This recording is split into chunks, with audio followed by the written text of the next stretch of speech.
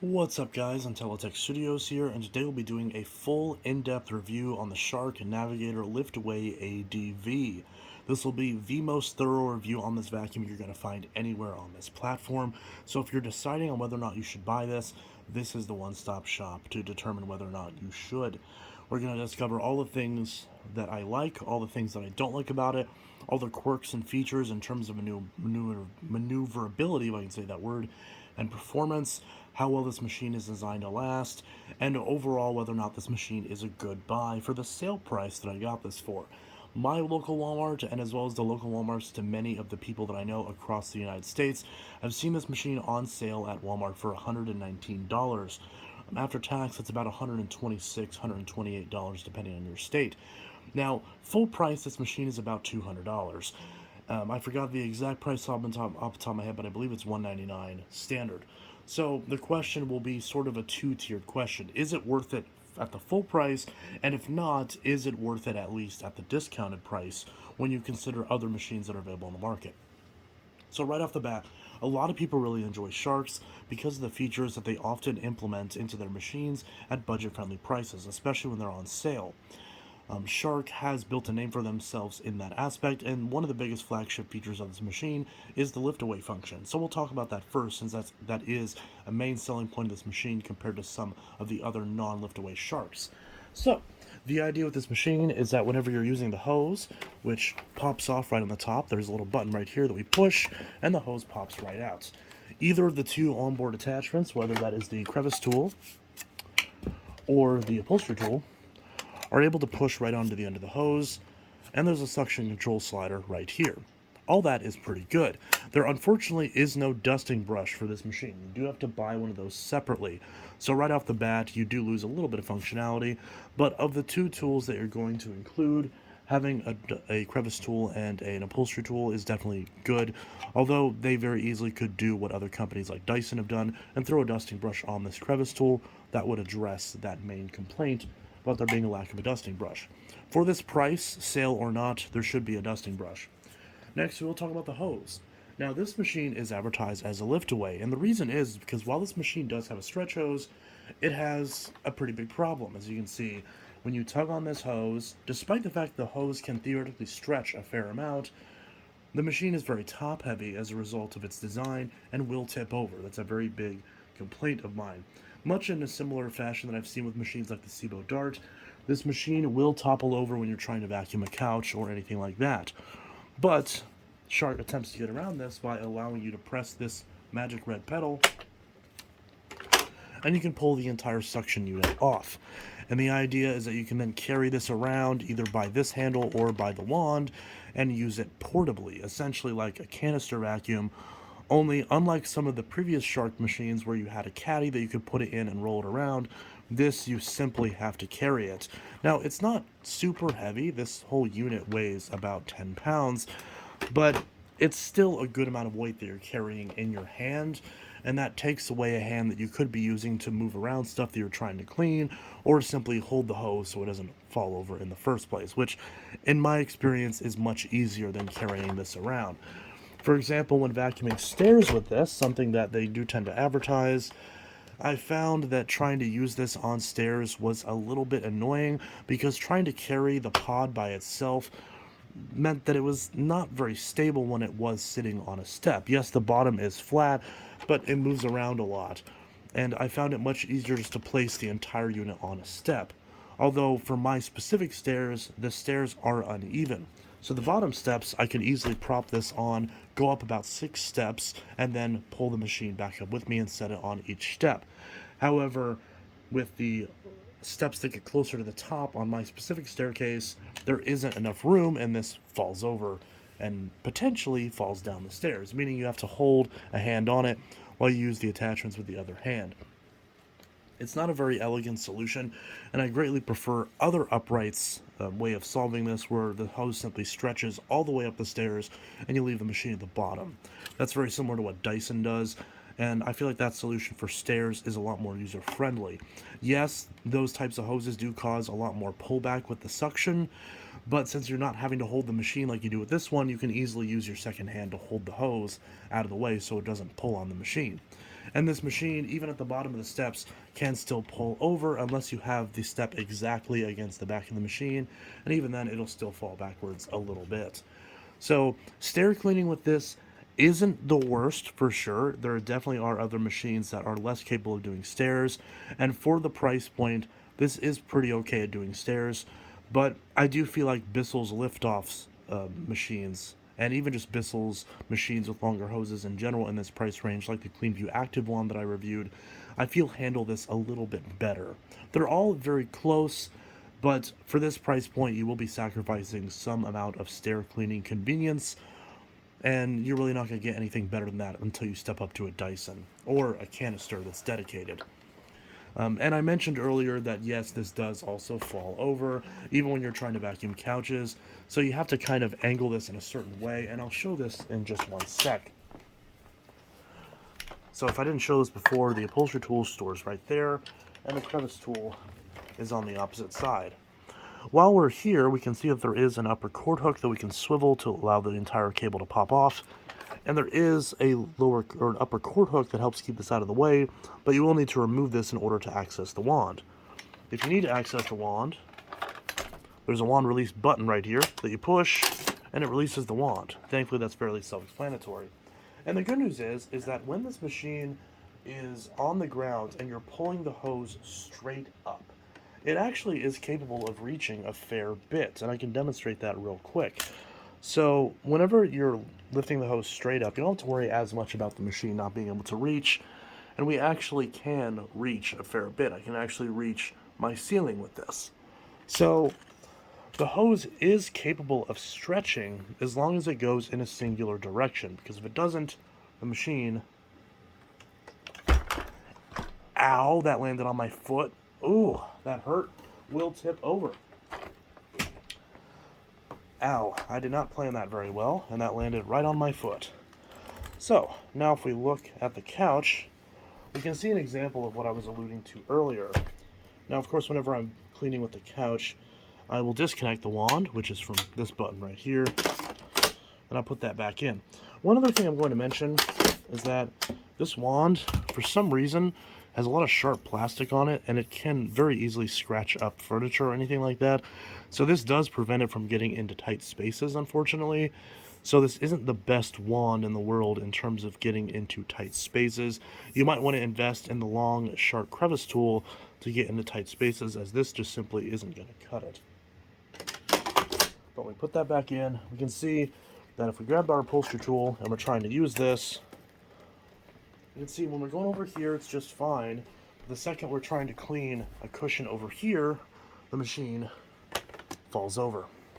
So you want to be very careful about where you place this while you're attempting to vacuum the couch, because the machine is top heavy, again, I mentioned before, and that can cause it to be a little bit annoying whenever you're using the tools. There's also no swiveling joint on these hoses, so once it gets twisted up, there's not much you can do other than manually flip everything around, which can get a little bit annoying. One other little gripe that I have is that a lot of people aren't going to like this handle, and I think this handle is way too big and doesn't give you a lot of maneuverability. There's a lot of strain it puts on your wrist when you're trying to use this, especially with the wand, so I tend to grip it down here, which for me is a lot more comfortable. Now, you can pull this hose out, but unfortunately you're not able to attach the attachments directly onto it if you want to use just a hose. On the Bissell machines, this is also a fitting that you can put the attachments on, so that does make that a lot nicer. This does still remove, however, for clog removal, but not for attachments. So overall, the attachment experience on this machine isn't the best. It's not the worst.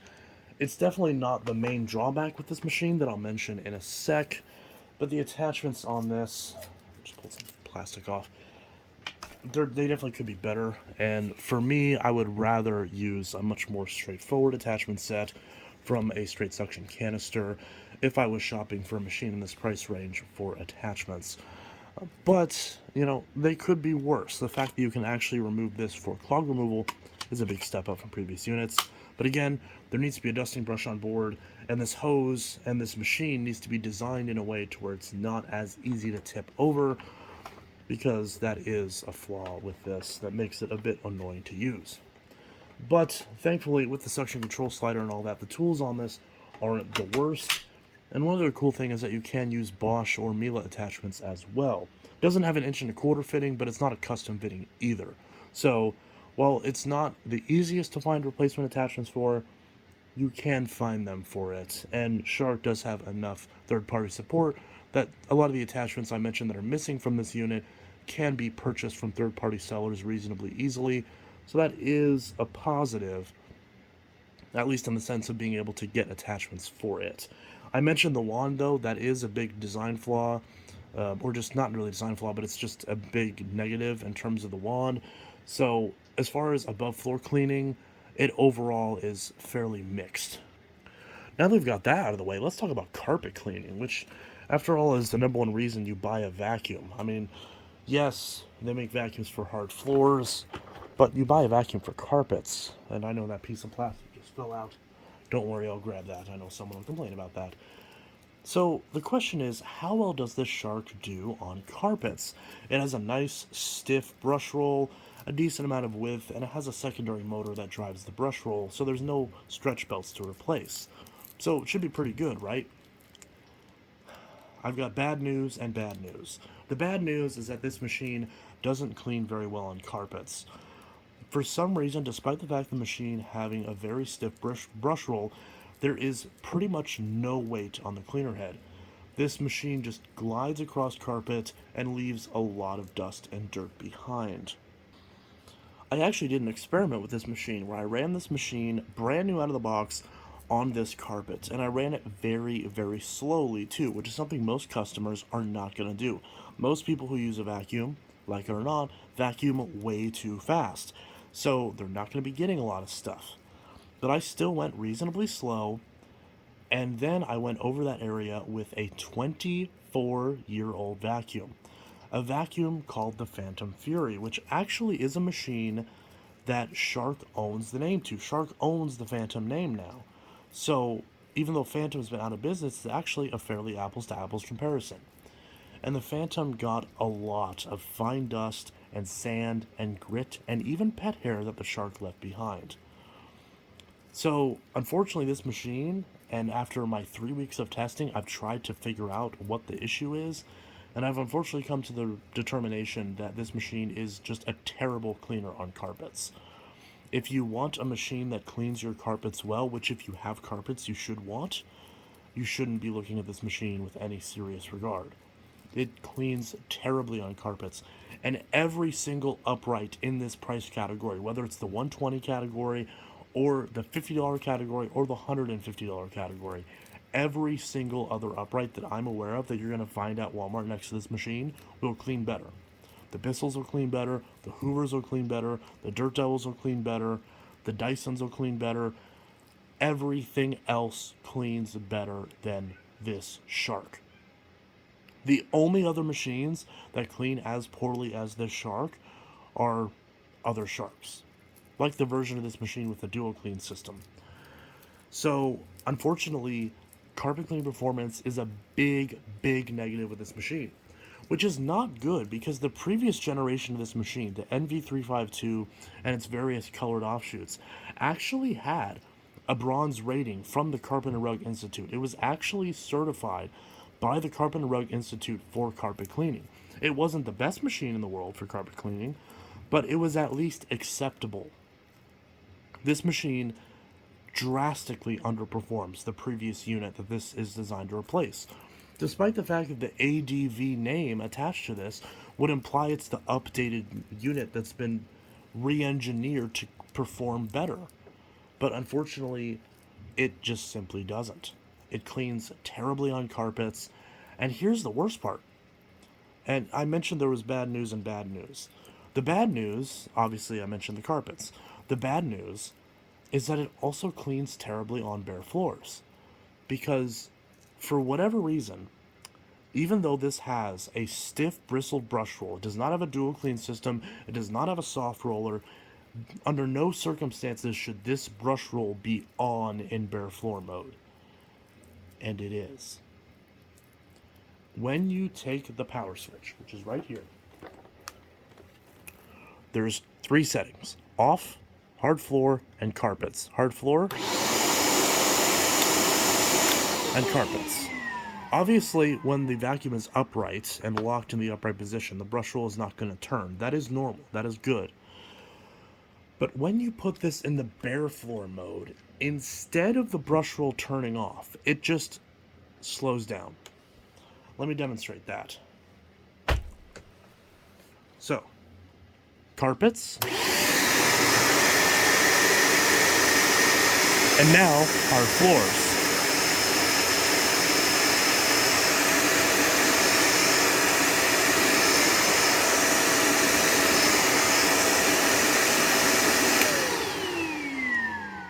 I don't know if you could see that on camera, but in the hard floor mode, the brush roll does not stop. The motor for the brush roll simply runs at a slower speed. And as you can see, it bogs down very quickly. So this motor doesn't seem very sturdy either. So you might be wondering, okay, so it doesn't turn off, but maybe that helps it pick up on bare floors, right? I mean, after all, it does have this little piece of felt on the bottom that's supposed to help it seal on bare floors. And the good news is that piece of felt does help.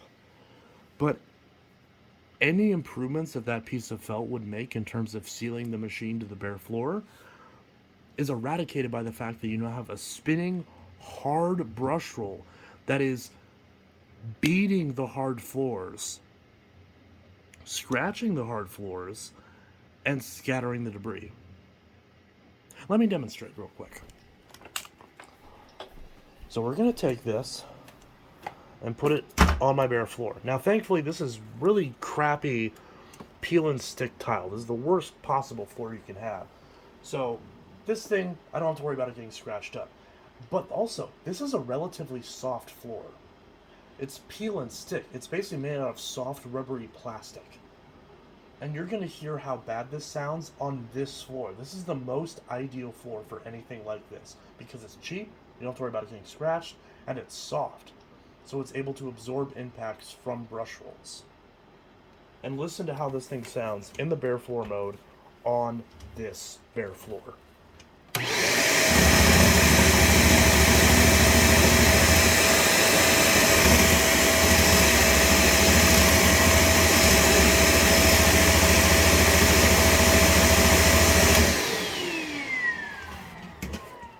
Did you hear that thing just thumping on the bare floor? Yeah, that's terrible. And I put a little bit of cat litter down off camera. I don't do pickup tests anymore because I generally find them to be just a waste of time. But in the real world, I did some tests with this in my actual kitchen and hallway, and it scattered a lot of stuff. It didn't scatter everything, but it scattered way too much for a machine that's supposed to be known for good bare floor cleaning for an upright. Obviously, the bare floor cleaning is an area where the dual clean model would serve you better, but the biggest selling point of these sharks is that for the price point you get a brush roll shut off. That's the biggest selling point. And that is irrelevant on this unit. It's not true.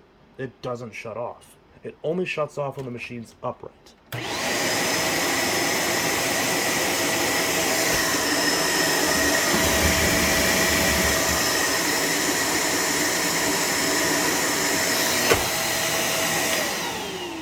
And you can also see right there where the second I put it back on the carpet, it just immediately slowed down to almost a halt. That can't be good for the brush roll motor. And the bad news gets worse because, yeah, I mean, if this doesn't perform well on carpets and it doesn't perform well on bare floors, then why would you buy it?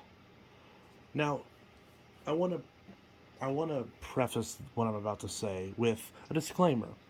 If you bought this machine and you enjoy it, I'm not going to tell you that you made a bad decision. I'm not going to tell you how you feel about your purchase. If you purchase this machine, it is obviously your job to determine whether or not you will like it. You're the one who spent money on it, after all. So it's up to you to decide if something is worth it for you personally.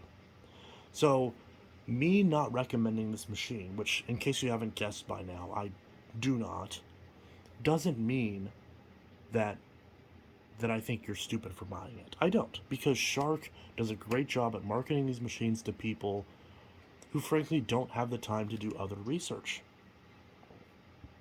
If there's people out there, which there are, who can't even remember to change the oil on their car, do you really think that these people have time, or that people in general, not these people, but that people have time to look into what vacuum they have? Of course not. And that's why I'm here to help. Because I'm here to help you figure out what the best machine is for your money and why you shouldn't be wasting your money on things like this. Because this is a bad investment. And I'm going to give you another reason, another big reason as to why this machine is a bad investment. That even overrides all the issues I just mentioned. So this machine has a standard rocker power switch for the power switch mechanism. Now, I had a Shark in a very similar design to this, with the exact same set of motors and the exact same switch setup. The only difference is that one was anti-tangle. It was the ZU560. Hi, Rocco. This machine has a major design flaw where you can actually see the arc of electricity inside the power switch on occasions where you turn on the machine and turn it off. Now, this is going to be very difficult to catch on camera, but I did catch it in one of my previous videos. But I'm going to attempt to catch it again.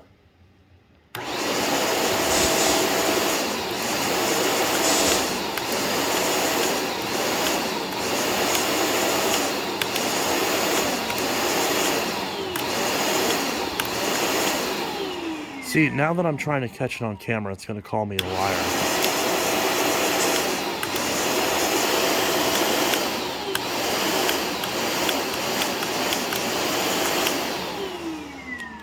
So, I wasn't able to replicate it in this video, but in one of the previous videos I did on this exact unit, I showed where this machine has a design flaw where it'll shoot sparks out of the corners of this power switch. So, this power switch, and the way it's wired up to the motor, on every single Shark with this design power switch, at least all the modern ones, have a major design flaw where they shoot sparks out of the power button intermittently. Now, it's intermittent, so most customers not paying attention are not going to notice it. But it's how my last Shark actually died, because it shot a spark out of the power button that was so aggressive that it shocked me and killed the entire machine. It completely zapped the main motor and also killed the brush roll motor, to where the machine would only partially show a light on the power head and would not turn on otherwise. Because that spark that I mentioned, unfortunately, it's not consistent even in of itself. Sometimes you get a small spark, sometimes you get a very big spark, and sometimes, in fact most of the time, you get no spark. But this is a major safety hazard that frankly should bar this machine from being sold in the United States or elsewhere. And it affects many different Shark machines. And Shark has faced recalls in the past for safety hazards. Their machines are not built with utmost safety standards, and as a result, a lot of these machines should not be considered for purchase for safety reasons. Again, I'm unable to demonstrate it on this specific unit, but the issue is there. I have shown it in a previous video on this machine.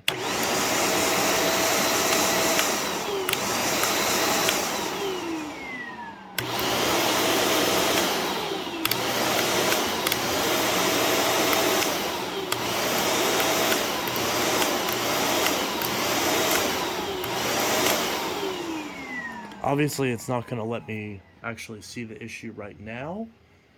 It is theoretically possible that it might have been diminished a little bit more as I've used it more, but that's still another game-breaking flaw that should be addressed on this machine prior to it being considered to be purchased.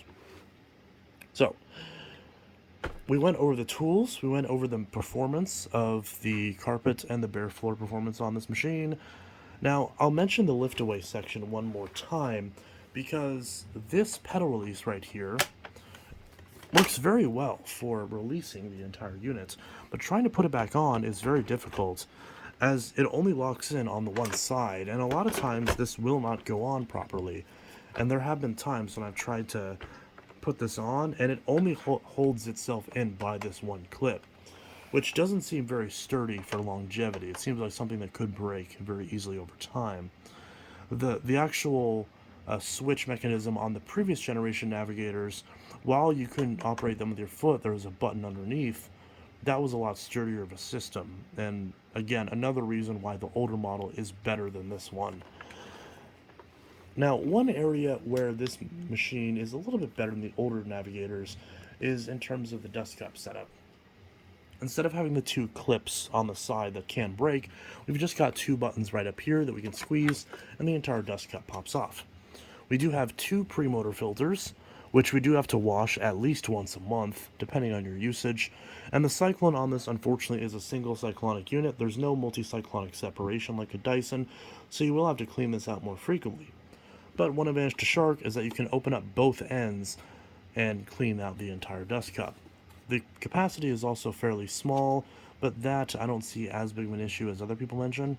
There's a button right here that we push that allows us to drop the base into the trash, although I recommend doing that outside. And then we can also open the top in case anything gets stuck in the cyclone piece or elsewhere. So all that is perfectly fine. We have another pre-motor filter that also needs to be washed alongside, although not as often as this main one. And you want to make sure to let these dry after you wash them in warm water. Let them dry for at least 48 hours and put them back in after you're done. Now, it's kind of amazing to me that people don't wash these filters because you see it every time you empty the bin. But there is one filter that is hidden that you will need to address once in a while that is a bit hard to see. So on the underside, there is a HEPA filter right here. Now, to access it, you've got a little tab underneath that we simply pull, and this cover comes off. There's a HEPA filter right here that's held in with a latch. We pull that and pop it out. Now, this HEPA filter is not washable, and you'll need to replace this HEPA filter about once every year, depending on household usage. Most of the times, since it's a relatively small filter, you want to replace this annually. You can theoretically wash these according to Shark's website, but I recommend just replacing them, as a lot of times when you wash these filters are actually so fine that the impurities in the water and the minerals in the water that you use kind of get stuck in these filters and end up clogging them more in the process, meaning that you really just need to replace it. Now, you don't want to let this filter get too dirty, because if it does, you can blow out the motor. The motors on these Sharks are very poor quality and very weak. I've seen that a lot, where these motors tend to fail very prematurely. So you want to make sure to take care of this machine, as the warranty that they advertise with this only covers certain aspects of the machine. Now, I mention this in every Shark video because it's pretty universal, but you want to make sure to keep this power head free of any hair or debris or clogs. If this power head breaks, it is not covered under Shark's warranty. They will not replace this. You will have to buy this part outright if it breaks, even if you're within your warranty. So keep that in mind. This part is not covered, despite the fact this part is not serviceable. So keep that in mind. The only parts on this machine that are guaranteed by the warranty is, well, pretty much all the others. The main motor assembly is covered, so if that does fail prematurely, Shark should theoretically be able to replace it for you under warranty. And the nice thing is that when they do cover a part under warranty, they're usually pretty forgiving and don't require any sort of proof of purchase, which does make it a lot easier to access warranty for the parts that are applicable. The problem is that the power heads, which are the parts that are most designed to fail on Sharks in terms of design, they unfortunately are not covered. So that's how Shark kind of is able to play both sides and both get customers on their side with parts that are able to be easily replaced and ones that don't, so they make their money from the customers who throw away the machine as a result of not wanting to spend money on the most expensive part when it basically totals out the entire machine. So keep that in mind. Their warranty is potentially good if you're replacing any part that is not the power head, but if your power head breaks, you're going to be in for a rough time, because they're going to demand that you pay over $100 for the power head, and more for shipping, which, if we recall earlier, this machine was $120 new. So if you paid $120 for it, you're likely not going to be interested in replacing a power head for $100, and that's pretty much how they get you. So be wary of that. Make sure to take care of this power head if you do buy one of these, or preferably, if you don't want to deal with that, just don't buy it in the first place. But that is a little brief synopsis of their warranty, and you want to be mindful of that, because depending on your situation, you could either be very happy or very dissatisfied with their warranty, depending on what part of your machine goes out. So keep that in mind and be careful with your Shark. These are not designed to last. One final thing I will mention about this machine is the first thing that I actually noticed when I took this out of the box and took it for a spin. This machine is actually very lightweight and maneuverable. Now, to me, the reason I put this at the end of the review is because it's irrelevant, because you shouldn't buy this machine to begin with. And at the end of the day, it doesn't matter how easy a machine is to use if it's not doing the job it's supposed to do. But if you do value that, that is objectively a good aspect of this machine. The swivel neck on this is very finely tuned, and while the brush roll does tend to drag the machine forward a little bit, it still is decent enough to pull back. Its grooming is very erratic, and that likely is related to the very poor power head design and very poor carpet cleaning performance. But in terms of actually pushing and pulling the machine, it is decent. It is relatively lightweight, and the actual weight on this is balanced a lot more than the more heavy Sharks like the Apex and the Stratos. So this is significantly more usable than those machines, because you can actually push and pull the thing without it hurting your shoulder or leaving a lot of weight on your wrist. Now, like every Shark, turning this isn't very effective. It's good at getting around some corners, but if you're trying to actually steer around corners, the machine's not really going to steer very well in that direction. It's just going to sort of turn, which is not the same thing. And you do put strain on your wrist when you use the swivel on this, because it's not very intuitive. But it is still smooth, especially for the price point. So credit where credit's due, maneuverability is decent. But at the end of the day, this machine doesn't clean well, doesn't perform well, has major safety hazards in terms of its design, and has a lot of design oversights in terms of its usage, especially on carpets and bare floors. So that right there disqualifies this from being a machine that I can recommend, even tepidly, to anybody at any price point. Not at the 120, and especially not at 200. For this price range, especially given how poorly it does on bare floors, if you're wanting a machine that does well on carpets, pick up the Sanitaire SL4110A or Bissell Big Green BGU1451T. If you are dead set on bagless and you don't want a bagged machine, so you won't consider those, that's understandable, pick up the Bissell Power Force Turbo. That machine is $69 at Walmart. It's cheaper than this machine. It performs excellently on carpets, has better parts availability, has a hose that's just as usable, and honestly does just as well on bare floors now that machine has been added with the squeegee. And actually is still going to be less bad on bare floors compared to this. So that machine is definitely the one I'm going to recommend over this. And Hoover TTI has a couple options as well, but I wouldn't generally recommend those over the Bissell, because they do have really poor warranty practices if you should have a problem with those. But if you're open to do Hoovers, then the Elite Rewind Plus, the Whole House Rewind, and the Wind Tunnel XL Pet are options as well. Out of all these vacuums I just mentioned, I will link a couple of those in the description so you can see vacuums you should buy instead of this Shark. So I don't recommend this machine, but I will mention the scenario real quick in which I do. Anyways, as far as the scenarios where I don't recommend this, anywhere else. Because again, the only part of this that is somewhat usable is the tools. And if you're going to buy a machine for tools, you can spend less on a Bissell Zing or Eureka Mighty Mites and have a dedicated canister for tools, and it'll be a much better solution than this in every way. There's honestly, and I'm not trying to be mean, but there's just zero reason for this machine to exist anywhere. There just isn't. It fails at every fundamental point at what a vacuum should be. And again, if you bought this machine, obviously, I'm not going to tell you how you should feel about it. This is my perspective based off of using this machine for 3 weeks, and after using every other Shark that's ever came out with the exception to the Vertex, and after having been a vacuum repair technician who's been fixing these since 2005 and who's owned over 600 vacuums. So And many of those are budget machines as well. I'm not one of these YouTubers that are telling you to buy a Central Vac or a Sebo or a Miele or a Lindhouse or even a Dyson. I'm simply saying for this price, you can spend even less and get a much better machine. And again, those will be linked in the description, so I'll make that buying decision much easier for you. So anyways, let me know your thoughts on this machine in the comments below. If there's anything I missed that you had any questions about this machine that you want me to answer, drop those in the comments below and I'll happily answer.